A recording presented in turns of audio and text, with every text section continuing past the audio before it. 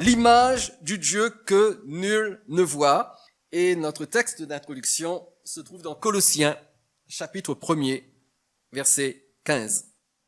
Il est l'image du Dieu invisible, le premier-né de toute la création. Ce verset, je l'aime particulièrement dans la version Le Semeur qui apparaît là sur l'écran. Ce Fils, il est l'image du Dieu que nul ne voit.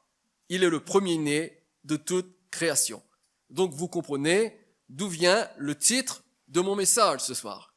Le Fils est l'image du Dieu que nul ne voit. Le choix de ce thème, exprimé par notre titre, est bien sûr en rapport avec Noël. Parce qu'en réalité, qu'est-ce que Noël? Eh bien, pour beaucoup, Noël n'est qu'une fête de la consommation. Une fête pendant laquelle les magasins remplissent leurs caisses, tandis que les consommateurs vident leurs poches.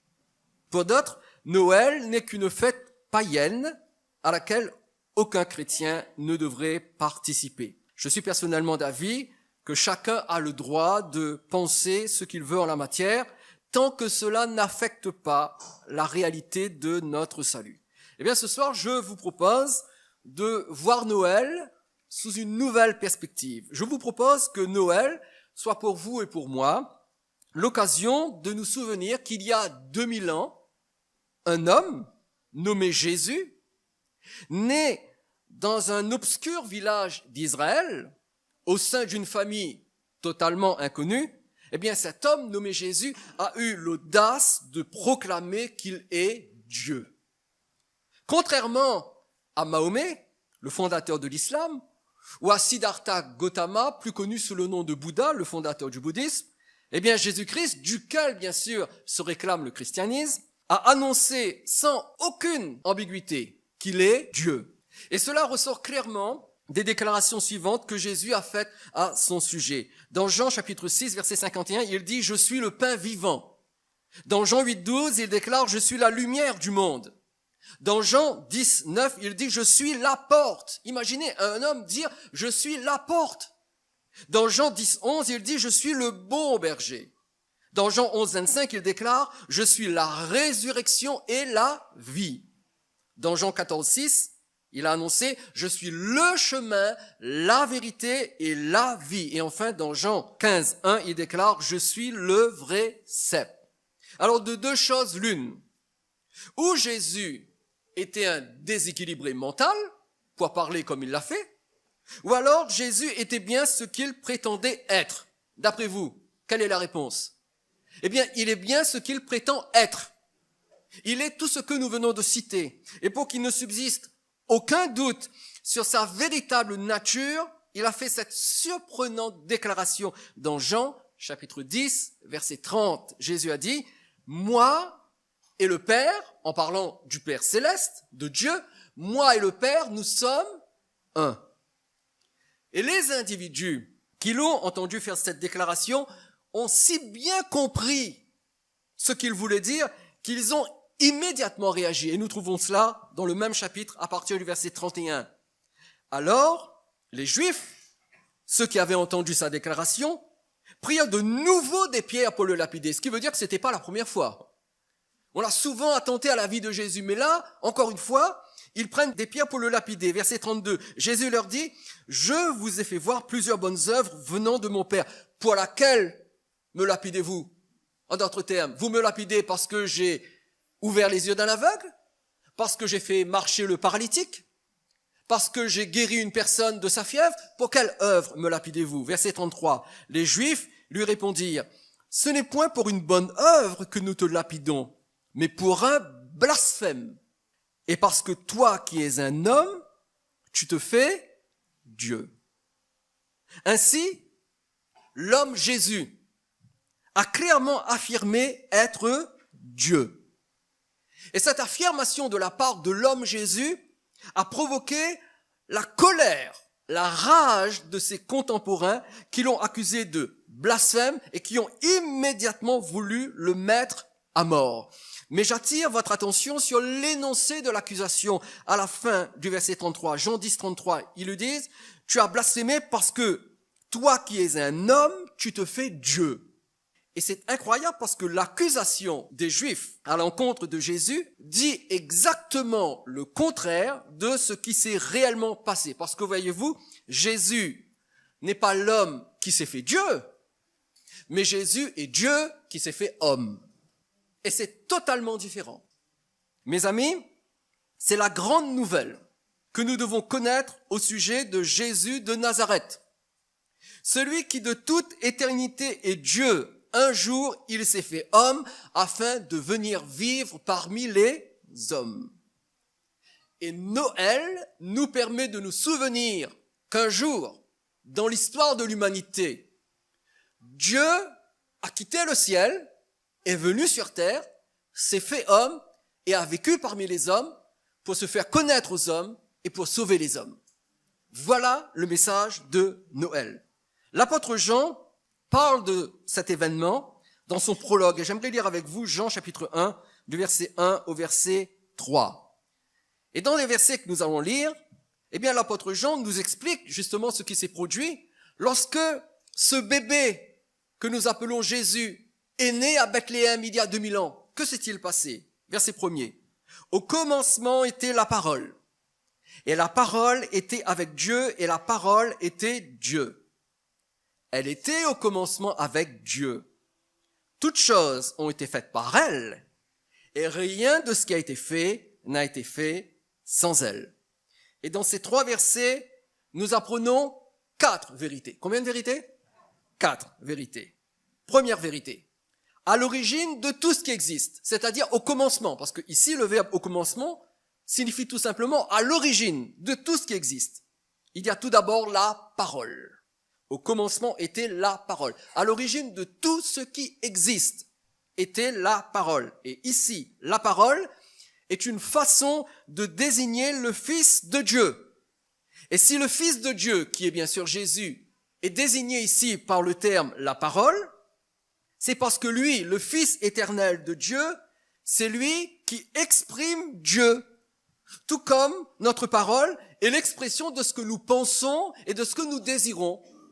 De même que lorsque je parle, j'exprime ce que je veux, j'exprime ce que je pense, et bien de même, lorsque le Fils s'est fait homme, lorsque le Fils est né à Bethléem, lorsque le Fils s'est fait chair et s'est manifesté comme un homme parmi les hommes, il a été l'expression de Dieu. Ça, c'est la première vérité.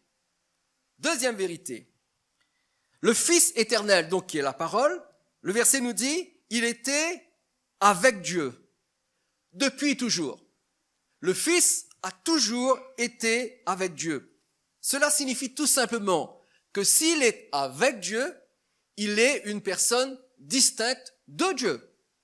Si ce soir je dis que je suis avec mon frère Max, qu'est-ce que ça veut dire? Eh bien, ça veut dire que d'un côté il y a Max et d'un côté il y a Eric.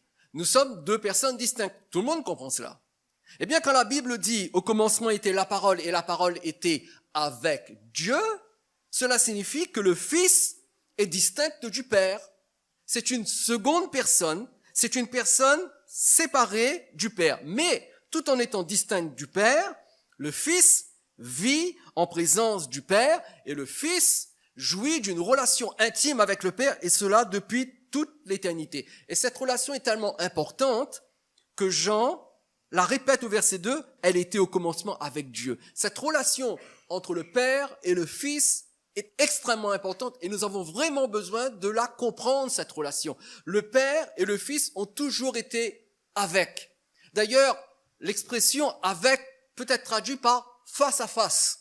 Le Fils était face à face avec le Père, c'est-à-dire il y avait une communion, une intimité réelle entre le Père et le Fils. Troisième vérité, le Fils éternel, tout en étant distinct du Père, se tenant dans la présence du Père, est quand même de la même nature que lui. C'est pour cela que la fin du verset 1er nous dit « Et la parole était avec Dieu, et la parole était Dieu ».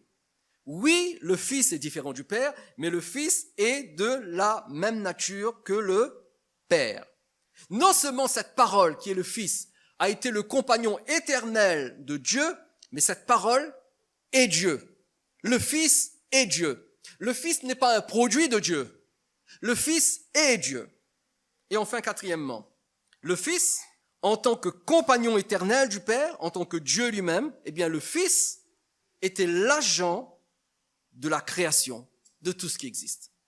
Parce que le verset 3 nous dit, toutes choses ont été faites par elle, et rien de ce qui a été fait n'a été fait sans elle. Lorsque vous pensez au Créateur, habituellement on pense à Dieu. Et c'est étrange, mais dans l'esprit, dans l'imaginaire collectif, lorsqu'on pense à Dieu le Créateur, on pense à un vieillard avec une grande barbe blanche. Eh bien, détrompez-vous, le Créateur, c'est le Fils.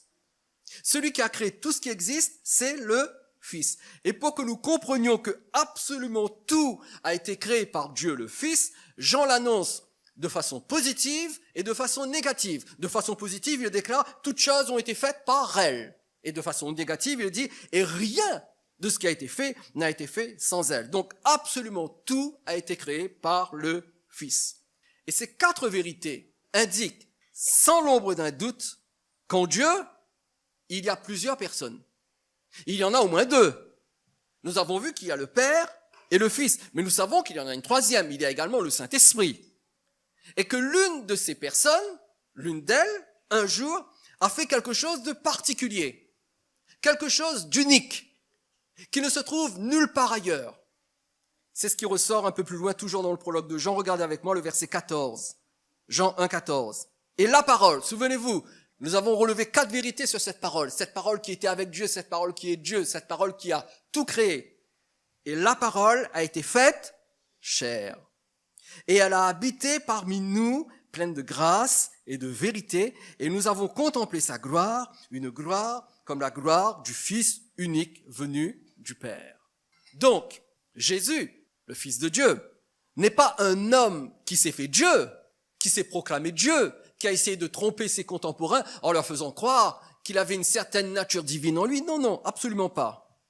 Mais Jésus, le Fils, c'est Dieu qui s'est fait homme parce que la parole a été faite chair. C'est-à-dire que la parole s'est incarnée. La parole éternelle, la parole invisible, la parole créatrice est devenue homme et s'est incarnée. Et pour bien marquer que cette incarnation n'a pas eu lieu quelque part dans l'espace, cette incarnation n'a pas eu lieu dans l'Enterprise, cette incarnation n'a pas eu lieu aux confins de l'Empire contre-attaque. Non, cette incarnation a eu lieu sur la planète Terre. C'est pour cela que Jean précise, et elle a habité parmi nous. Cette parole s'est faite chair, elle est venue sur la terre et elle a habité parmi nous, c'est-à-dire parmi les hommes. Et si cette façon de s'exprimer paraît peut-être trop abstraite ou trop étrange, eh bien Jean va le dire avec une clarté absolue lorsque, à la fin du verset, il parle du Fils unique venu du Père. Bien sûr, il fait référence à Jésus. Qui est Jésus? Qui est ce bébé qui est né à Bethléem? Il est le Fils unique venu du Père. Il n'est pas devenu fils de Dieu en naissant. Il a toujours été fils de Dieu. Il était auprès du Père. Mais un jour, il est venu du Père sur cette terre et il a vécu parmi nous. Le bébé qui est né à Bethléem n'est autre que Dieu se faisant homme parmi les hommes. Et Noël, au-delà des controverses qui entourent l'événement, Noël, pour nous chrétiens, pendant Noël, que faisons-nous? Nous commémorons la venue du Fils unique de Dieu dans un corps de chair. Voilà à quoi sert Noël pour nous. Que vous soyez pour ou contre, d'accord ou pas d'accord, peu importe. Mettons de côté l'aspect religieux, commercial, mettons ces choses de côté. Mais souvenons-nous d'une seule vérité tellement importante. Noël, c'est la venue de Dieu parmi les hommes. À Noël, nous commémorons la venue du Fils de Dieu. Et si tout à l'heure je vous dis joyeux Noël, dans mon joyeux Noël, ne pensez pas seulement au fait que vous allez faire la fête, boire du champagne et manger de bons gâteaux et de bonnes dindes. Non, si je vous dis joyeux Noël, je n'ai qu'une pensée en tête. Souvenez-vous qu'un jour le Fils de Dieu s'est fait homme et il est venu sur cette terre pour vous. Le plus joyeux Noël que vous puissiez passer, ce n'est pas simplement de boire du champagne et de manger du bon gâteau. Le meilleur Noël que vous puissiez vivre, c'est que le Fils de Dieu qui est né sur terre il y a 2000 ans devienne réel dans votre âme. qu'il prenne sa place dans votre vie, qu'il entre dans votre cœur, qu'il habite en vous. Alors si tout à l'heure je vous dis joyeux Noël, n'oubliez pas, je le dis dans cette perspective, que le Fils de Dieu qui a quitté le ciel et qui est devenu homme parmi les hommes devienne également votre Dieu, là, dans votre âme, dans votre cœur, et qu'il devienne votre Seigneur. Alors bien sûr, n'oublions jamais cela. Jésus était un vrai bébé. Jésus est né comme naissent tous les bébés. Et Jésus a dû être traité comme un bébé. Et je vais vous le prouver. Regardez avec moi Luc chapitre 2. Et lisons les versets 6 et 7. Pendant qu'ils étaient là, il s'agit de Joseph et de Marie, pendant qu'ils étaient là, à Bethléem, le temps où Marie devait accoucher arriva. Et elle enfanta son fils premier-né. Elle l'emmaillota et le coucha dans une crèche parce qu'il n'y avait pas de place pour eux dans l'hôtellerie. Et voyez-vous, la naissance de Jésus est un fait historique qui a vraiment eu lieu un jour dans l'histoire de l'humanité. Et ce texte, ces 2 versets, nous montrent que Jésus était un vrai bébé, qu'il est né comme tous les bébés, qu'il a dû être traité comme tous les bébés. Tout d'abord, il nous a dit, pendant qu'ils étaient là, le temps où Marie devait accoucher arriva. Le temps. Le temps signifie que la période de gestation de 9 mois était arrivée à son terme. Alors, c'est vrai que quelquefois, il y a des variations. Certains naissent un petit peu avant. Bon, je n'ai jamais su que quelqu'un était né après. Mais habituellement, on est un petit peu avant. Mais globalement, la période de gestation pour une naissance, c'est 9 mois. Nous sommes bien d'accord. Donc, quand ce verset dit « le temps où Marie devait accoucher », signifie que la période de gestation est arrivée à son terme. Marie a été vraiment enceinte. Marie n'a pas vu un bébé un jour lui apparaître subitement dans les bras. Elle n'était pas tranquillement assise et puis boum, tout d'un coup un bébé lui est apparu dans les bras et un ange a dit « Marie, le Fils de Dieu t'a été donné ». Non, là nous sommes en plein film de science-fiction. Alors que la naissance de Jésus est une réalité objective et historique. En d'autres termes, Marie est tombée enceinte. Et comme toute femme enceinte, Marie a commencé à grossir. Lorsque ma femme attendait notre premier enfant, elle avait quand même pris quelques kilos. Elle était très enceinte. Très enceinte. Et lorsque j'étais derrière elle, on ne me voyait pas. Alors, c'est vrai que je ne suis pas épais, mais on ne me voyait pas. Et si j'étais aligné derrière elle, on ne me voyait pas. Et lorsqu'on l'appelait Monsieur Babeuf, j'étais obligé de faire « Oui, je suis là ». Et Marie était vraiment enceinte. Elle grossissait de mois en mois, elle grossissait parce qu'elle était enceinte. Jusqu'au moment où elle devait accoucher. Question, comment Marie a-t-elle su qu'elle devait accoucher? Comme toutes les femmes. Son corps lui a envoyé les signaux qui indiquaient que c'était le moment d'accoucher. Les contractions ont commencé et puis il y a eu la rupture de la poche des os. Alors elle a su qu'elle devait accoucher. Donc elle a accouché comme toutes les femmes accouchent. Le verset nous dit, elle enfanta son fils premier-né.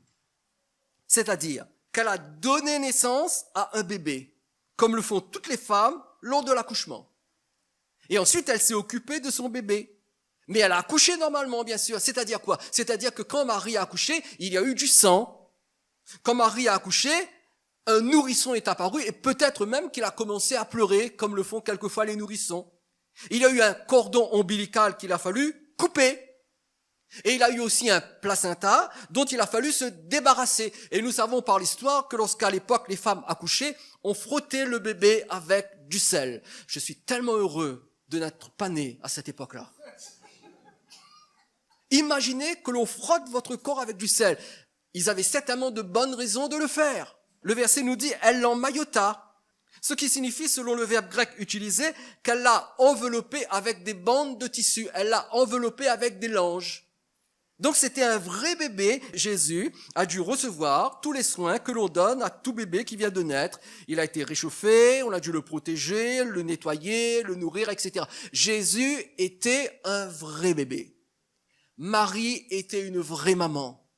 Et lorsque Jésus avait faim au milieu de la nuit, Marie devait se réveiller pour allaiter son enfant. Il n'y avait pas d'ange qui apparaissait avec un biberon céleste.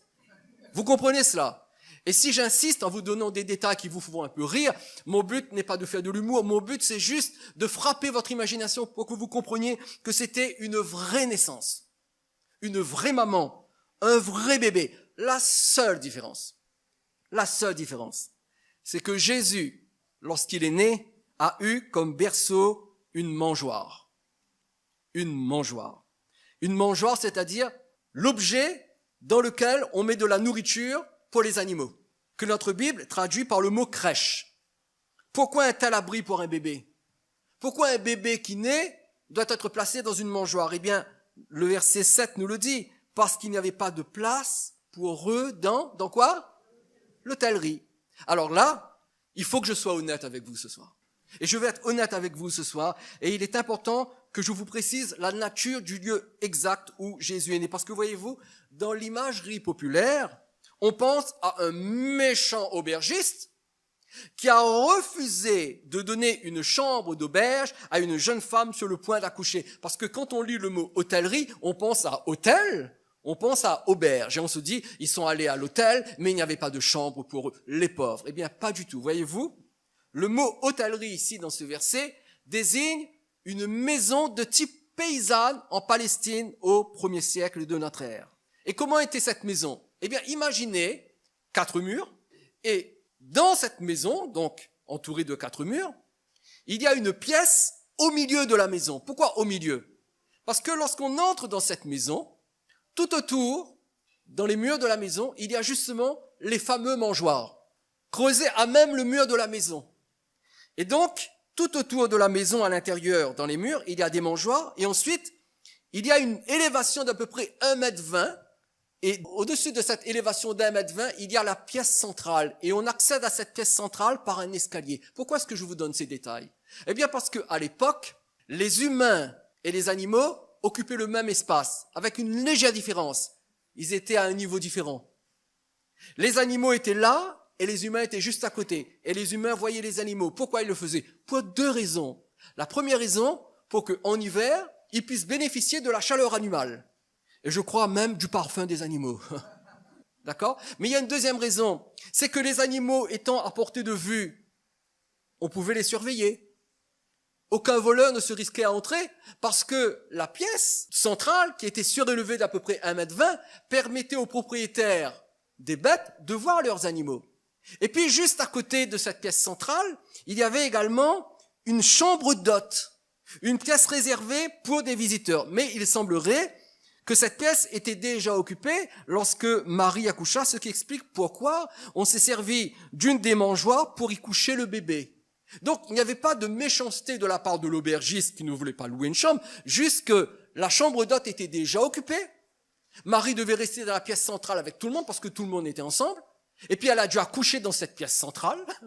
Et ensuite le bébé a été placé dans une des mangeoires. Ce qu'il faut retenir de ce détail historique, c'est que Marie et Joseph n'étaient pas à l'hôtel, mais ils étaient dans une maison individuelle.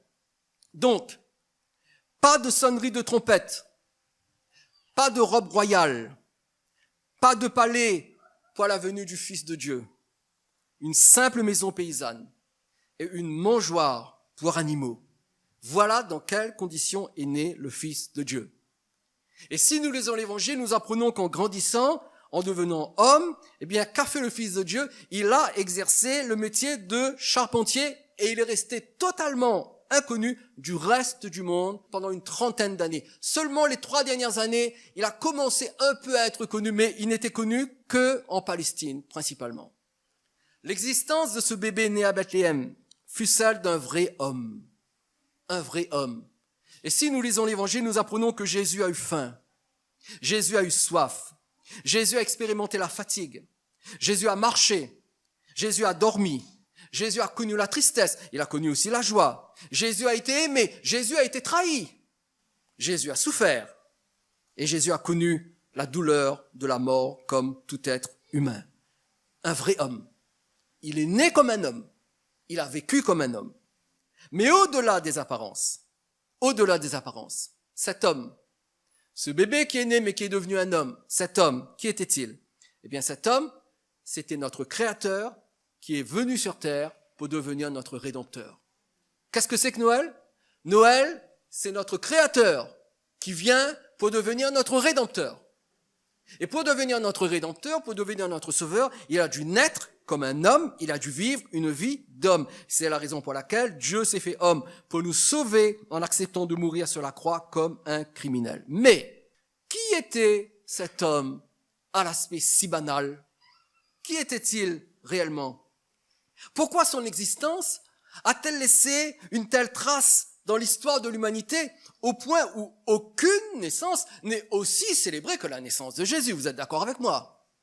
Aucun être humain, si grand soit-il, n'est célébré par rapport à sa naissance comme l'est Jésus aujourd'hui. Eh bien, j'aimerais que nous reprenions ce texte que nous avons lu tout au commencement, Colossiens chapitre 1, verset 15. Et nous allons essayer de comprendre pourquoi Jésus a laissé une telle trace dans l'histoire de l'humanité et pourquoi sa naissance est autant célébrée. Colossiens 1, 15, il est l'image du Dieu invisible, le premier-né de toute la création. Tout d'abord, l'apôtre Paul, le grand apôtre Paul, nous apprend que Dieu ne peut être vu avec nos yeux physiques.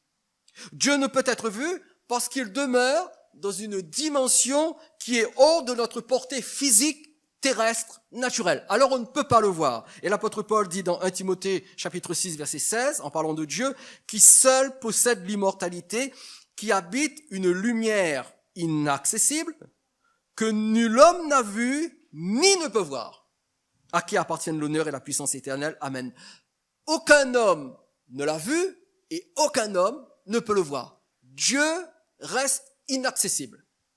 On ne peut pas le contacter, on ne peut pas le voir. Cependant, ce Dieu inaccessible, ce Dieu qui habite une lumière glorieuse, trop éloignée de nous, invisible à nos sens physiques, eh bien ce Dieu a consenti à se rendre visible. Ce Dieu a consenti à se rendre accessible en devenant un homme. Et c'est le Fils de Dieu qui a rendu cela possible en naissant à Bethléem. C'est pour cela que notre texte dit qu'il est l'image du Dieu invisible. Notez bien, il est l'image du Dieu invisible. Comment pouvons-nous être l'image de quelque chose d'invisible? Si c'est invisible, ça n'a pas d'image. Ça n'a pas de reflet, on est bien d'accord. Eh bien, pourtant, Jésus est l'image du Dieu invisible. Le mot grec ici, traduit par image, c'est le mot grec icon, qui signifie ressemblance, et qui a donné le mot icône. Vous savez, les icônes, ce sont ces petites images religieuses qu'on utilise beaucoup dans le christianisme orthodoxe. Donc, le mot image ici signifie ressemblance. Jésus est la ressemblance du Dieu invisible. Par Jésus, le Dieu invisible se rend visible. Ce qui fait que par Jésus, nous sommes rendus capables de voir le Dieu qui jusqu'à maintenant était invisible. Et en utilisant ce mot, image, eh bien l'apôtre Paul veut tout simplement nous rappeler que Jésus n'est pas simplement un sage, Jésus n'est pas simplement un prophète ou un maître spirituel extraordinaire, mais Jésus est l'image parfaite et absolument exacte de Dieu. Il est venu pour révéler Dieu. L'Épître aux Hébreux dit dans Hébreux chapitre 1 verset 3 que Jésus est le reflet de la gloire de Dieu et l'empreinte de la personne de Dieu.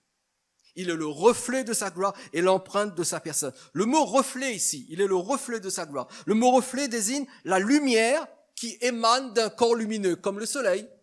Tout comme la lumière du soleil reflète le soleil, de même, la personne physique de Jésus sur terre reflète la gloire de Dieu, reflète la perfection de Dieu dans tout ce qu'il est, dans tout ce qu'il fait. C'est pour cela que lorsque nous lisons l'Évangile, lorsque nous lisons les récits de l'Évangile, que nous voyons Jésus à l'œuvre, que nous écoutons ce que Jésus enseigne dans l'Évangile, nous sommes en train de voir le reflet de la gloire de Dieu. Le mot grec ici pour empreinte, il est l'empreinte de sa personne. Ce mot désigne l'outil qui sert à graver des figures sur des objets, comme les pièces de monnaie, ce qu'on appelle aujourd'hui un poinçon. Et ce mot sert à indiquer que Jésus, avant de venir en forme d'homme, eh bien Jésus, de toute éternité, le Fils, avait la forme de Dieu. Et dans le ciel, il existait en forme de Dieu, et qu'en venant sur cette terre, en prenant une forme d'homme, il a parfaitement représenté la nature et l'essence de Dieu. Sous la forme d'un homme, d'un simple homme, d'un homme banal, d'un homme qui vit, d'un homme qui respire, sous la forme de l'homme qui était Jésus, se trouvait le créateur de l'univers. Le créateur de l'univers, sous forme d'homme, marchait parmi les hommes, s'asseyait avec les hommes, mangeait avec les hommes, parlait aux hommes, écoutait les hommes, touchait les hommes, a accepté d'être torturé et d'être crucifié par les hommes. Lui, le créateur. Jésus, en venant sur terre, a rendu Dieu perceptible par les sens physiques pendant une trentaine d'années. Et j'insiste bien, pendant une trentaine d'années, parce que pendant tout ce temps où il a vécu sur terre, tous ceux qui ont vécu à son époque, tous ceux qui l'entouraient, ont pu le voir, ont pu l'entendre, et leurs sens physiques, leurs yeux, leurs oreilles, et même leur nez, pouvaient sentir la présence physique de Dieu fait homme. Et tous ceux qui étaient en contact avec Jésus étaient en contact avec le Créateur qui s'était rendu visible sous forme humaine. Colossiens chapitre 1 verset 15 dit que non seulement il est l'image du Dieu invisible, non seulement il a rendu le Dieu invisible visible, mais ce verset nous dit également qu'il est le premier-né de toute la création. C'est une drôle d'expression. Pourquoi est-ce que l'apôtre Paul dit qu'il est le premier-né de toute la création? Cette expression ne veut pas dire que Jésus est la première créature que Dieu ait créée. Pas du tout. Ce mot signifie que Jésus occupe la position la plus élevée dans toute la création. La position la plus élevée dans toute la création. Il est supérieur à tout. Alors bien sûr, concernant Marie, la Bible dit, elle enfanta son fils premier-né, ce qui veut tout simplement dire que Marie a eu d'autres enfants après Jésus. Alors oui, Jésus était l'aîné de la famille, mais spirituellement parlant par rapport à Dieu, Jésus est le premier-né de la création, c'est-à-dire qu'il occupe la position la plus élevée dans toute la création. Le rang de Jésus, la position de Jésus indique comment Dieu veut que nous agissions à l'égard de son Fils. Voyez-vous, les hommes se croient permis de se moquer de Christ. Les hommes se croient permis de ne pas croire en Christ. Les hommes se croient permis de rejeter le Christ. Cependant, en accordant à Jésus la position la plus élevée dans la création, eh bien, Dieu nous invite à nous soumettre à Christ. Dieu veut que nous nous soumettions à Christ.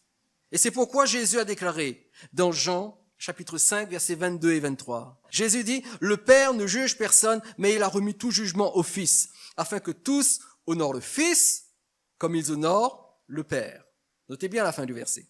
Celui qui n'honore pas le Fils n'honore pas le Père qui l'a envoyé. Celui qui méprise le Fils méprise le Père qui l'a envoyé. Celui qui rejette le Fils rejette le Père qui l'a envoyé. Écoutez bien ceci.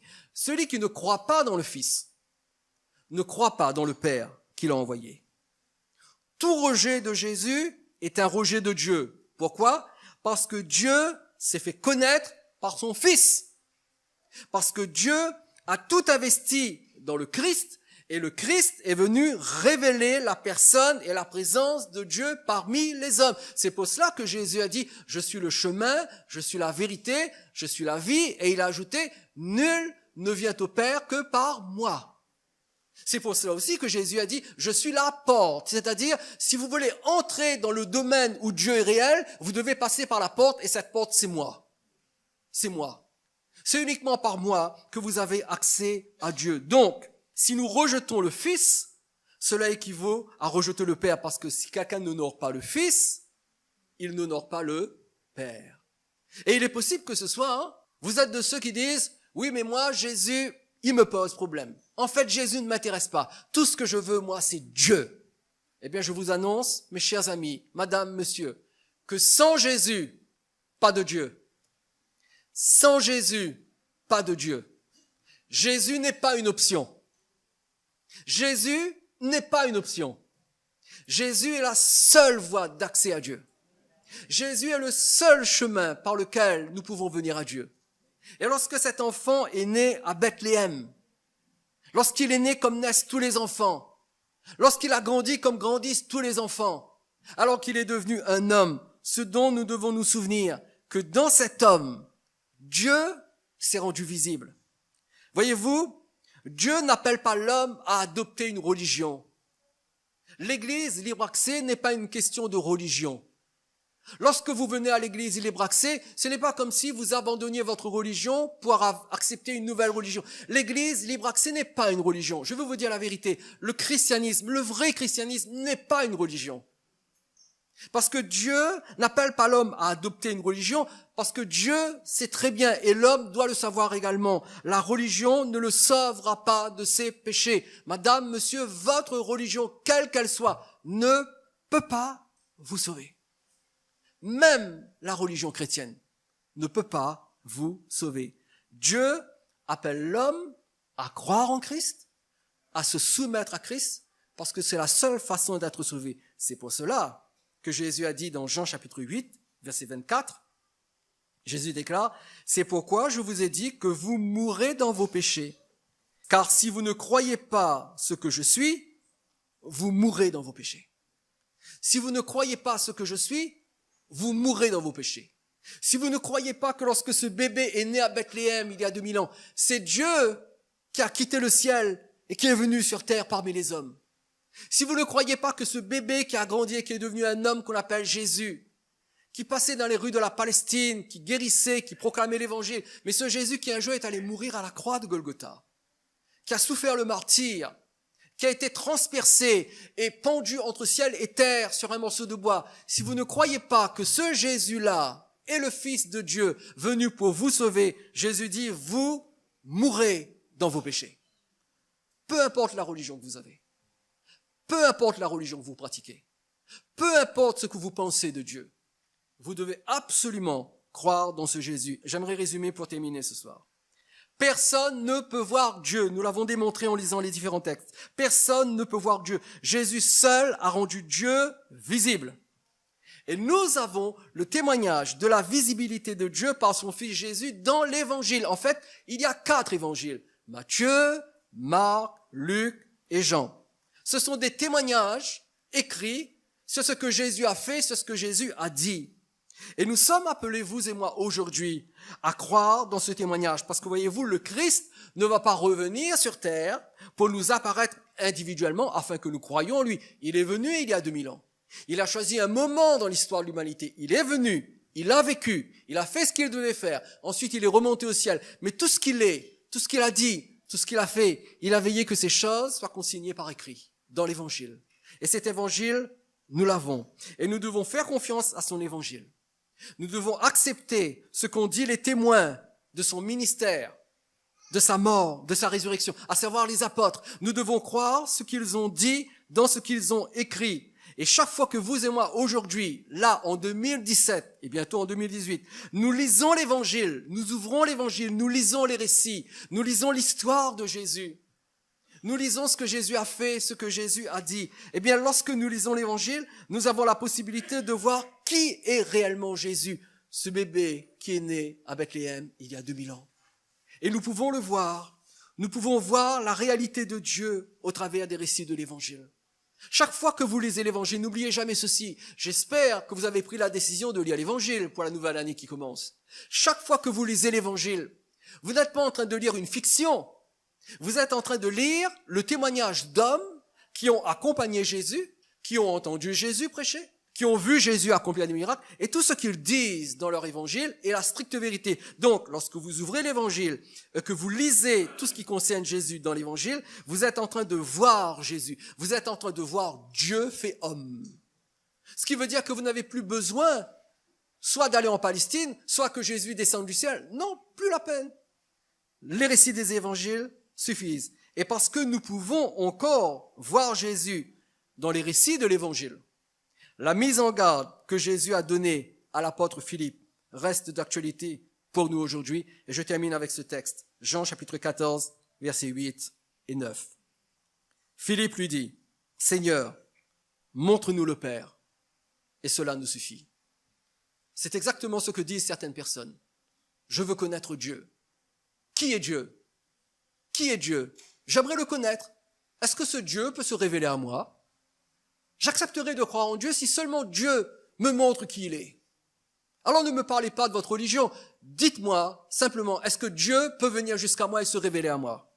Eh bien, regardez la réponse de Jésus au verset 9. Jésus lui dit, « Il y a si longtemps que je suis avec vous, Philippe, et tu ne m'as pas connu? Il y a si longtemps que l'évangile est là. Ça fait 2000 ans que l'évangile est là quand même, non? 2000 ans. Ça fait si longtemps que je suis avec vous et tu ne m'as pas connu, Philippe?